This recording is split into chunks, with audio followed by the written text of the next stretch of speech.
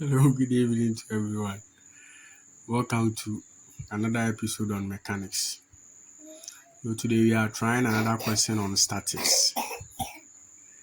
Okay, so this question is a bit different from the previous one. So with this question, the question is a mass C of weight 20 newtons is suspended by two light strings AC and BC from point A and B on the same horizontal level above C. So line AB is equal to line AC is equal to 12 centimeters and line CB is equal to 8 centimeters. You'll find the tensions in AC and BC. Okay. So now with this one, the horizontal angles are not being given, so we need to first calculate the horizontal angles before you can find the tensions in the string. Okay, so we need to first sketch or bring out the illustration for this question. So this one to be our rod where the string is being attached to. So this point is A and then this point is B, as said in the question. Okay. So now an external force 20 newtons is attached to the string. So this is the force 20 newtons C. Okay. And then the question said that line BC is equal to line AC is equal to 12 centimeters. So AC and then AB and then AC is 12 centimeters. So this side is 12 centimeters. This side is also 12 centimeters. And then line CB is 8 centimeters. Okay. And then the tensions in the string will oppose the direction of the force. So this one will be the tension 1 and then tension 2.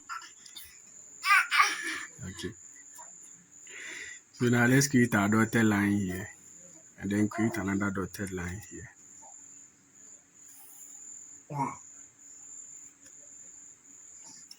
So we're going to get 90 degrees here and then 90 degrees here as well. So before you can find the tensions in this string, you need to get the horizontal angles here and then here. So which is alpha and then beta. So before you can get the alpha and beta, you need to use the cosine rule. Okay, so the cosine rule says that the side opposite to the angle you want to find is equal to the square of the two other sides minus 2 multiplying the two other sides cos of this angle. So we need to find beta first. So to find beta, AC is opposite to this angle beta.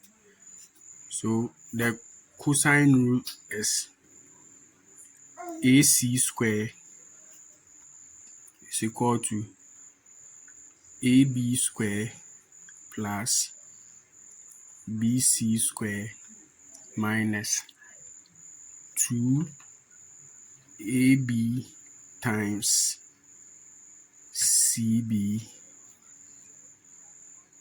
cos beta, because the line AC is opposite to this angle beta. Okay. So now line AC is 12 centimeters. So 12 square is equal to line AB is also 12 centimeters. So 12 square plus BC is 8 centimeters. So 8 square minus 2 times AB 12 times BC 8 cos beta. Okay. So 12 square is 144.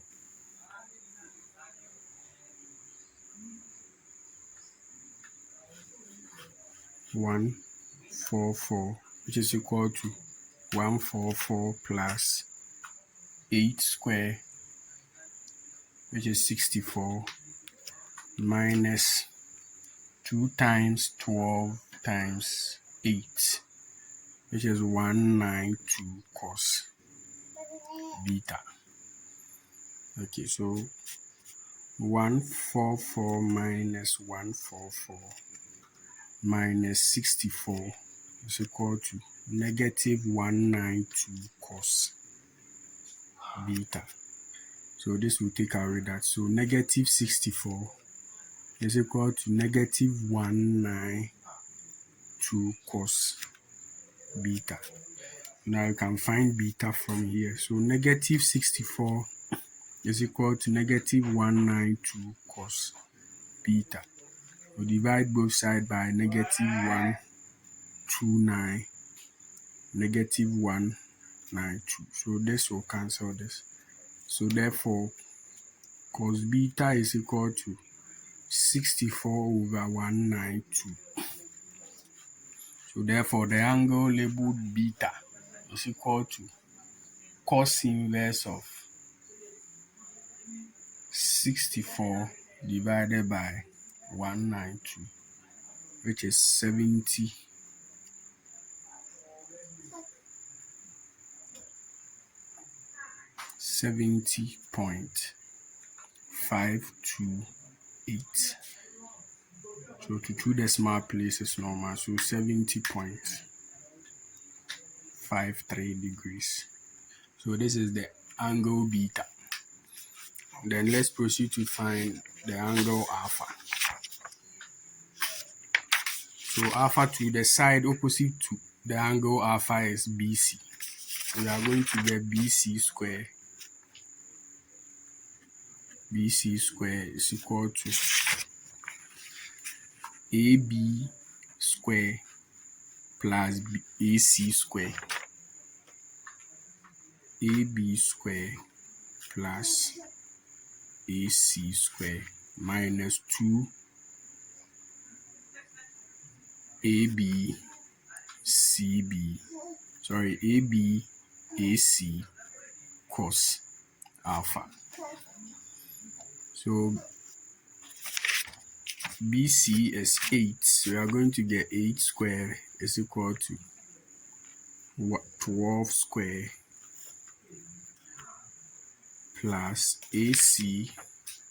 This is also 12. So 12 square minus 2 times 12 times 12 cos alpha. So 8 square is 64. 144 plus 144 minus 2 times 12 times 12 is 288 cos alpha. So we have 64 minus 144 minus 144 equal to negative 288 cos alpha. So 64 minus 144 minus 144 is negative 224. This is equal to negative 288 cos alpha. So negative 224 is equal to negative 288 cos alpha. Divide both sides by the coefficient of cos alpha. So therefore, cos alpha is equal to 224 over 288. So therefore, alpha is equal to cos inverse of 224 over 288. So alpha is equal to, so cos inverse of 224 divided by 288 is 38.94 degrees. Okay, so this is the angle alpha. Okay, so now this side alpha is 30 38.94, 38.94, and then beta is 70.53 degrees. Okay, so from here now you can find the tensions in the string. So using the lami's theorem,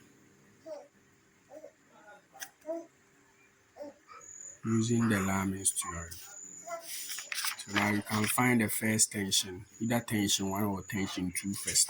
So let's start with tension 1. So the first tension.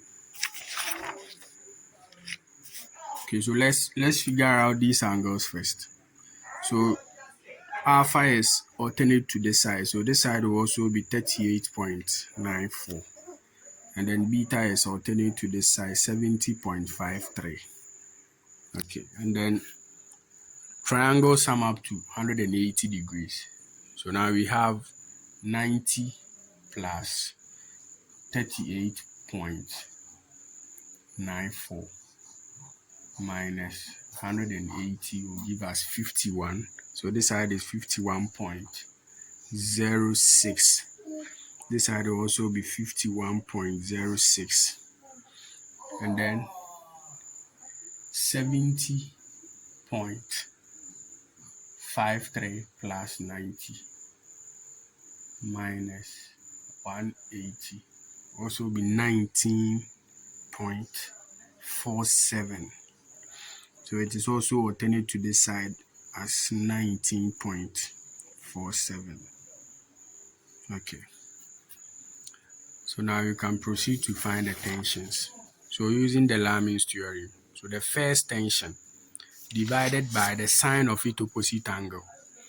So this side is 90, this side is also 90.